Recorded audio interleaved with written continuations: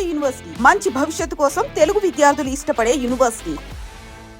Pawan bro, పీకే bro.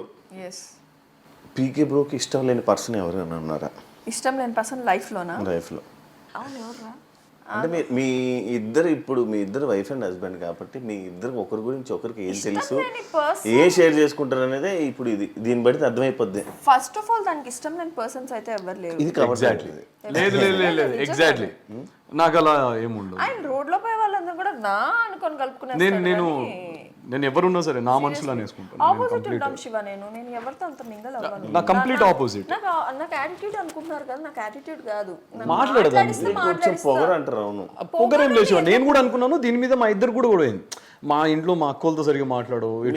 మీ ఇద్దరు కూడా ఏదో ప్రతి సిచ్యువేషన్ లో అవుతానే అంతే. అంటే ఇప్పుడు నాకేంటి శివ, ఇప్పుడు ఇంట్లోకి వచ్చాం, అక్కోళ్ళు ఉన్నారు, ఇప్పుడు బాగోదు కదా నువ్వు సైలెంట్గా కూర్చొని ఫోన్ వాడడమో లేకపోతే సైలెంట్ ఉంటే ఇట్ లుక్స్ లైక్ నీకేదో యాటిట్యూడ్ చూపిస్తున్నావు అని అనుకుంటారు.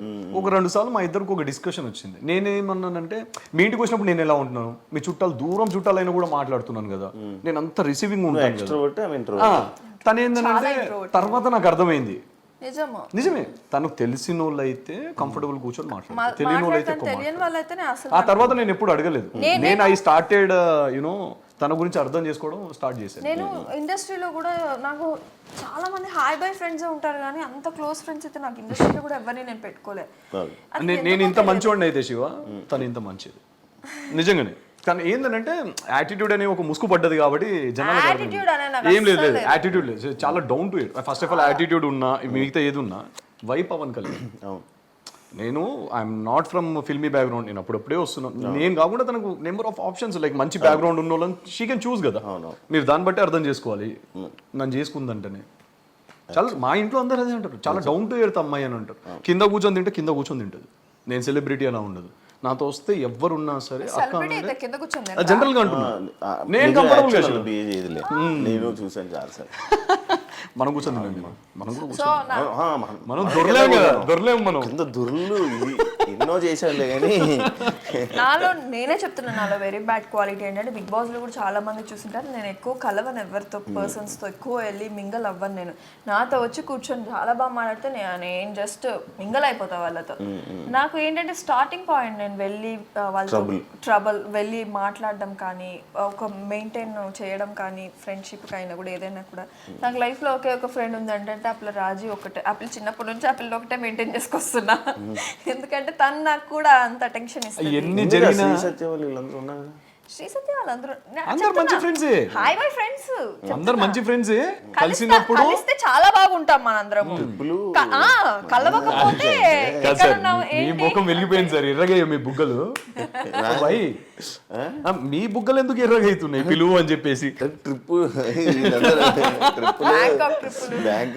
మనం కూడా ఒకటి ప్లాన్ చేద్దాం జీవా, డెఫినెట్ గా బ్యాంకాక్. మనం అబ్బాయి అనుకుంటున్నా కానీ మీరు అనుకుంటున్నా ఉండండి కానీ వెళ్ళలేదు. నన్ను పంపించేది లేదు శివ,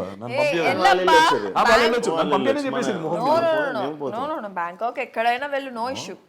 నన్ను కూడా పంపించు, నేను కూడా పోతా. ఆల్రెడీ వెళ్ళొచ్చింది కదా, ఒకసారి పోతా. పవన్ కి ఏం చేస్తే కోపం ఎక్కువ వస్తుంది? ఆయనకి 24/7 కోపంలోనే ఉంటాడు, ఏమి చేయాల్సిన అవసరం లేదు. ఎందుకు అంటే మాకు ఏంటంటే గొడవలు ఎవరికైనా పెద్ద పెద్దవి అవుతాయి కానీ మాకు చిన్న చిన్న విషయాలు, నన్ను ఎందుకు బేబీ అనలేదు, వచ్చి రాగానే ఎందుకు హక్ చేసుకోలేదు, వీటి మీదనే గొడవలు అవుతాయి సార్. Completely opposite. లేదు, ఒక్క నిమిషం నేను లేచిన తర్వాత నేను కాదు బ్రేక్ఫాస్ట్ చేద్దాం గట్టిగా అరిచేస్తుంది. ఎందుకు? నాకు మూడ్ స్వింగ్స్ ఉంటాయి, నేను కూడా పొద్దున్నే లేచాను కదా, నేనే టోన్తో మాట్లాడుతున్నావు, నువ్వే టోన్తో మాట్లాడుతావు, బేబీ వేయడంలో అంటే నా ఫ్యూజులు అవుట్ అయిపోయింది సార్ ఆ రోజు.